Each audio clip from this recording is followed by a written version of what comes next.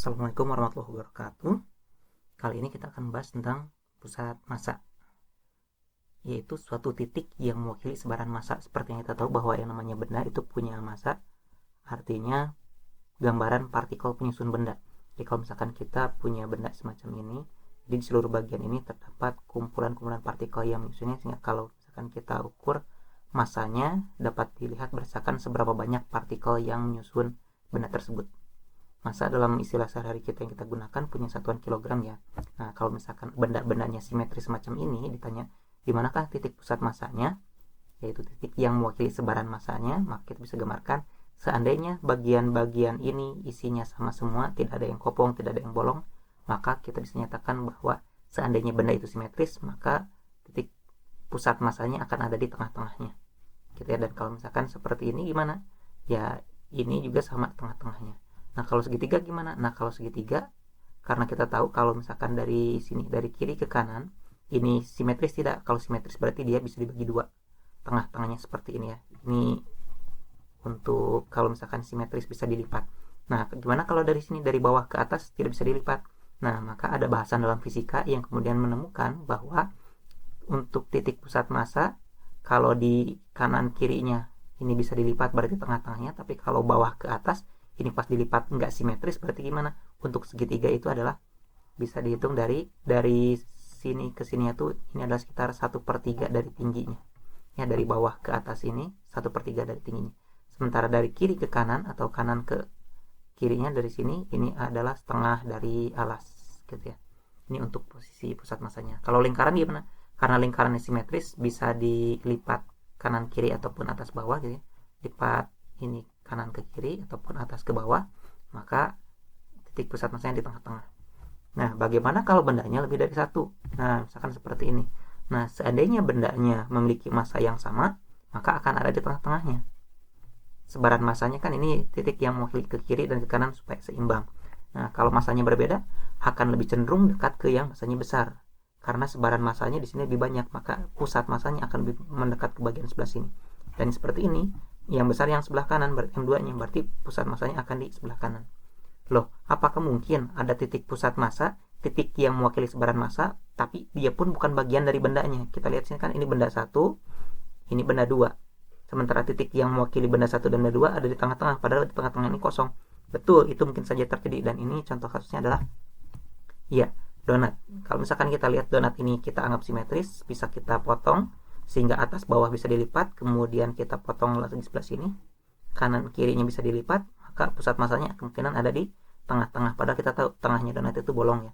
Nah, gitu. Nah, sekarang bagaimana cara kita menghitungnya untuk secara perhitungan, secara matematis? Seandainya kita punya dua benda M1 dan M2 semacam ini, maka untuk membantunya kita bisa menggunakan ada yang namanya koordinat.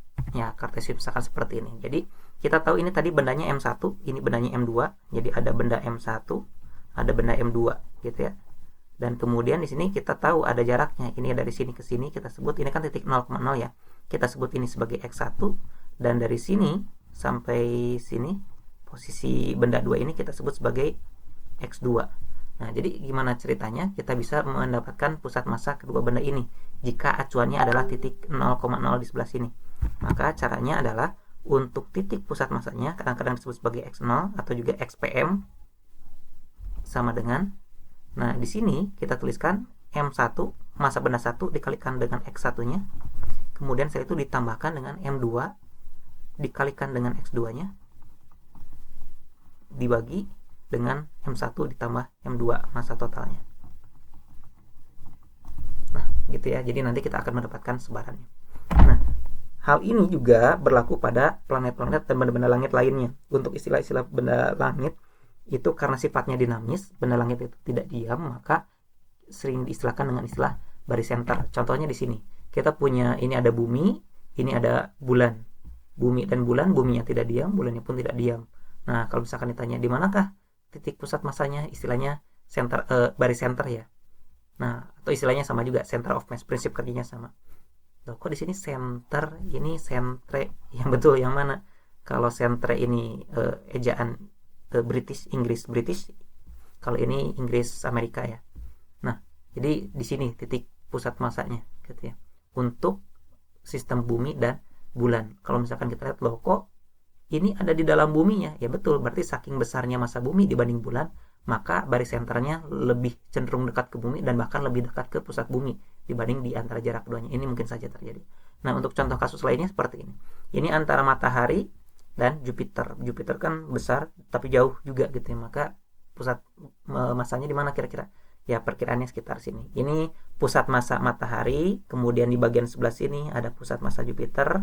Nah, pusat massa kedua benda ini ada di sekitar sini. Jadi pusat massa itu ada pusat massa benda, ada pusat massa benda, ada pusat massa sistem benda. Nah, sekarang contoh berikutnya, kalau misalkan planetnya banyak gimana? Ya, kemungkinan kita tahu sendiri bahwa yang namanya matahari itu dikelilingi oleh banyak planet yang lainnya ya. Kalau misalkan kita bandingkan antara yang ini, jika yang dihitung cuma Jupiter itu dekat ke matahari. Tapi kalau yang dihitung adalah Jupiter dan Saturnus misalnya, maka dia akan lebih cenderung agak jauh dari matahari. Nah, di sini digambarkan dengan timbangan seolah-olah titik ini seimbang, menyeimbangkan yang ruas kiri dan ruas kanan. Kita langsung ke contoh soal ya. Nah, tentukan pusat massa sistem benda berikut. Kita mulai dengan soal yang bagian pertama ini. Ini bendanya ada 3, kita sebut saja ini sebagai M1, kemudian ini M2, dan ini M3. Maka kita juga harus cek berapakah X1. Nah, karena kita punya patokan di sini sumbu kartesius, kita tahu bahwa pertemuan antara sumbu X dan sumbu Y itu titik 0,0 di sini. Pas di sini ya. Ini posisi O atau 0,0. Maka kalau gitu kita sebut posisi benda 1 menuju titik O ini ada di mana? 2 meter ke sebelah kiri. Berarti kita tulis sebagai min 2. Nah, benda 2 X-nya berapa? Maka kita sebut karena dia berada di titik pusat, maka kita bisa bilang 0. Nah, M3-nya kita dapatkan sama dengan 4 meter karena ada di sebelah kanan titik O ini. Nah, jadi pusat massanya berapa? Maka pusat massa sistem benda ini X0 dengan M1 kali X1 ditambah M2 kali X2 ditambah M3 kali X3 dibagi dengan M1 tambah M2 ditambah M3. Dan hasilnya sama dengan M1-nya adalah 4 kg dikali X1-nya negatif 2 tambah M2-nya adalah 2 kg dikalikan 0 ditambah M3-nya adalah 6 kg dikalikan dengan 4 dibagi M1-nya 4, M2-nya 2, M3-nya 6. Maka kita akan peroleh hasilnya adalah sama dengan 4 kali min 2 itu min 8 ditambah 0 ditambah 6 kali 4 itu 24 per 4 tambah 2, 6 tambah 6, 12. Dan hasilnya adalah kita peroleh 24 kurang 8 itu 12. Ya, maka 12 bagi 12 sama dengan 1. Maka posisi X0 nya adalah 1 meter. Dimana? Karena satunya positif, maka kita bisa gambarkan bahwa titik yang dimaksud adalah ada sekitar sebelah sini. Ini titik pusat massanya. Gitu. Nah, sekarang dimana kalau kasusnya seperti ini? Ini kita sebut sebagai benda 1, ini M1. Ini M2. Loh, berapa M1-nya? Nah, M1-nya di sini bendanya nggak ada, massanya nggak disebutkan massanya, maka kita bisa wakilkan untuk massa ini bisa dinyatakan dengan luas, diwakilkan dengan luas. Maka kita bisa sebutkan di sini untuk benda 1 ini bisa kita tulis benda 1 itu diwakili oleh luas benda 1 sama dengan, kita lihat dari sini ke sini ukurannya adalah alasnya 2 ke 6 itu 4 ya. Berarti ini 4. Kemudian dari bawah ke atas sebelah sini ini tingginya 6, tengah-tengahnya tingginya 6 berarti kali 6. Karena ini persegi panjang kita tuliskan panjang kali lebar ya. 4 kali 6 itu sama dengan 24. Oke, karena ini satuannya meter, maka ini pun meter persegi. Nah, untuk benda 2-nya digambarkan diwakili dengan luas benda kedua. A itu luas ya, luas area. Di sini panjangnya berapa? Dari 0, ini kan 0, awalnya 0 ke 8, 0 ke 8 berarti panjangnya 8, lebarnya dari 6 ke 8 itu 2 berarti 8 kali 2 dengan 16 meter persegi. Oke, nah udah dapat ya.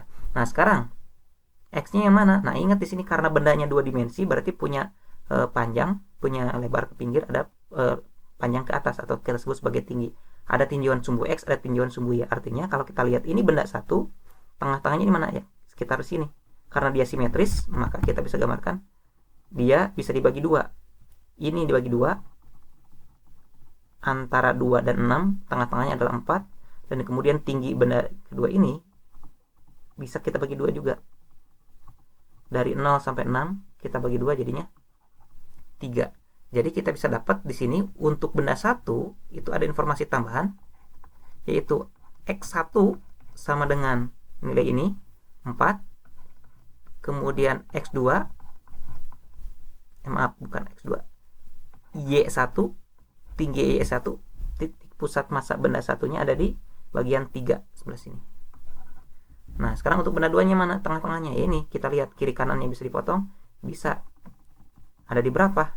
Ya, benda 2 ini ada di 4 juga. X2-nya ada di 4. Y2-nya gimana? Y2-nya kita lihat dari 6 ke 8 itu kan tingginya 2 ya. Kalau tengah-tengahnya berarti di mana? Ya, sekitar sini. Jadi berapa? Ini sekitar 7. Berarti Y2-nya adalah 7. Maka kalau gitu untuk mencari titik pusat massanya, kita tulis X0 dengan, karena bendanya ini ada 2, kita tulis M1X1 ditambah M2X2 dibagi massa totalnya ya. M1 ditambah M2. M1-nya diwakilkan oleh A1 sebesar 24, X1-nya 4 ditambah M2-nya yang ini 16 dikalikan dengan X2-nya 4 dibagi 24 ditambah 16. Nah, kalau kita lihat sini ini ada angka yang sama, maka kita bisa sederhanakan hitungannya. Jadi 24 dikali 4 tambah 16 kali 4 itu sama saja dengan 24 tambah 16 dikali 4. Sama-sama dikali 4 ya. Jadi kita kurungkan seperti ini, dibagi 24 tambah 16. Dan kalau kita lihat ini atas dan bawah sama ya, berarti kita bisa coret. Maka hasilnya adalah 4 meter. Artinya apa? Kalau kita lihat ya di sini pusat massanya.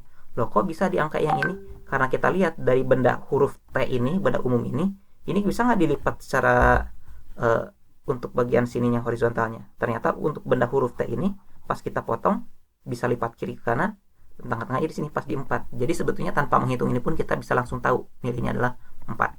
Nah, sekarang gimana kalau untuk yang tingginya? Bisakah dibagi 2? Ini kan nggak simetris, huruf T ini nggak simetris. Berarti untuk yang tingginya kita gunakan M1 kali Y1 ditambah M2 kali Y2 dibagi M1 tambah M2 sama dengan M1-nya 24, Y1-nya adalah 3 ditambah M2-nya adalah 16 dan Y2-nya adalah 7 dibagi 24 ditambah 16 sama dengan, kita hitung,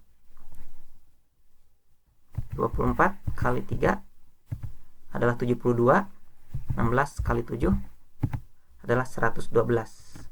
Jadi kita bisa hitung 72 ditambah 112 dibagi 40 sama dengan 2 tambah 2 itu 4, 7 tambah 1 itu 8, depannya ada 184 bagi 40 ya. Maka kita hitung 184 bagi 40. Hasilnya adalah ya 4,6. 4,6 itu ada di mana? 4,6. Kalau ini 3, ini 6, ini pasti ada 4, ada 5 ya, sekitar berarti 4,6 itu sekitar sebelah sini. Jadi kalau gitu titik pusat massa untuk sistem benda huruf T ini adalah di sekitar sebelah sini. Agak lebih dekat ke bagian lebar atasnya, nggak tengah-tengah.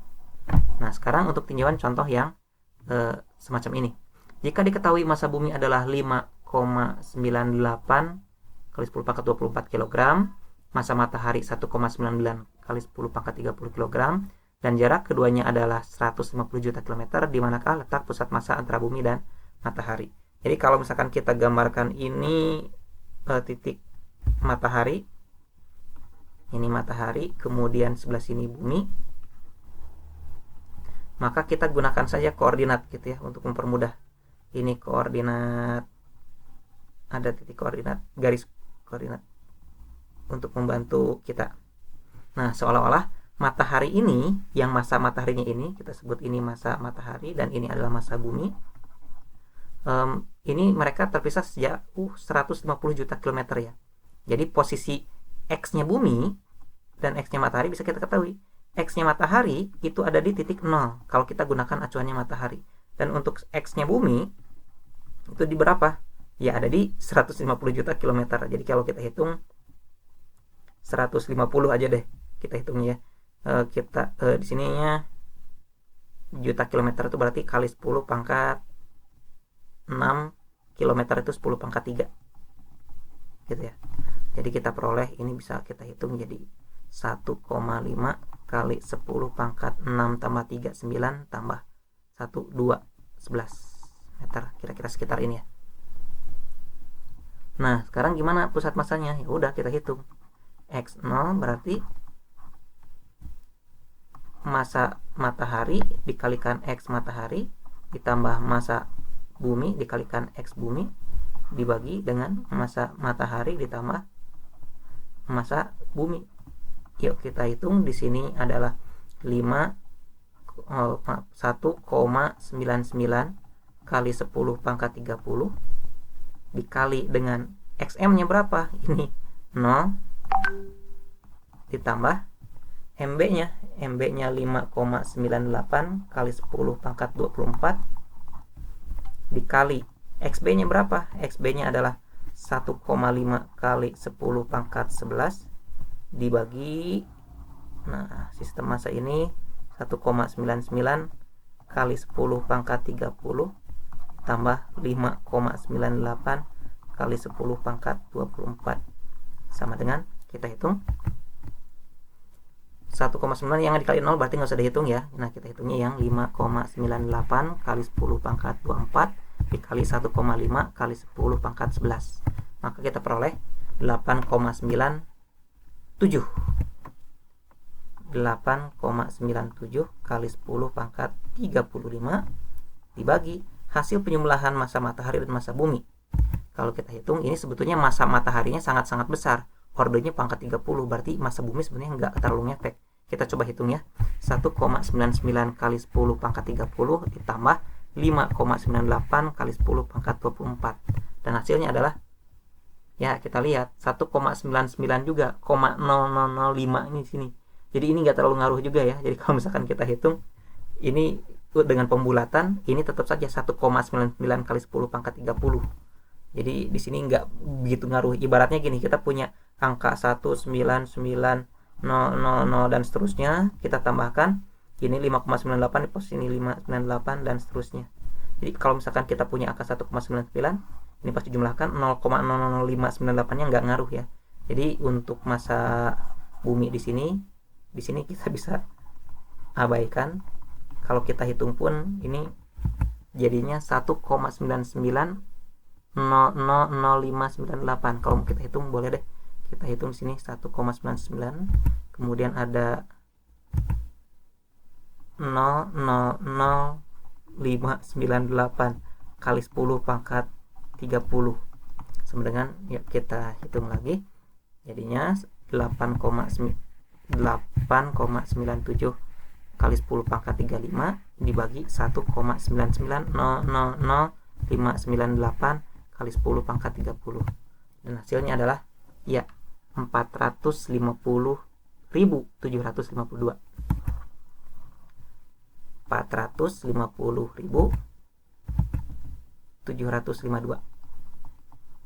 meter.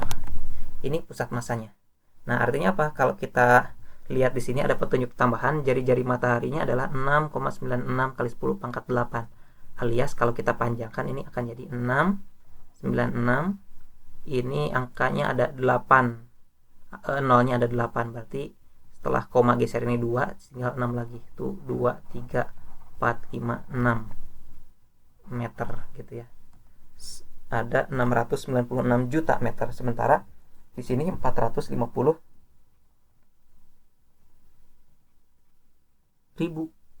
Ya 450.000. Artinya kalau kita gambarkan di sini ukuran mataharinya kira-kira misalkan di sini anggaplah ini masa ukuran matahari yang 696 juta meter, maka titik pusat massa antara matahari dan planet bumi yang kecil ini ada di mana? ya ada di jarak ya ini. Kalau dari sini ke sini kita gambarkan 696 juta meter, berarti yang 450.000 ada di mana? Ya kira-kira ada di sekitar sini lah.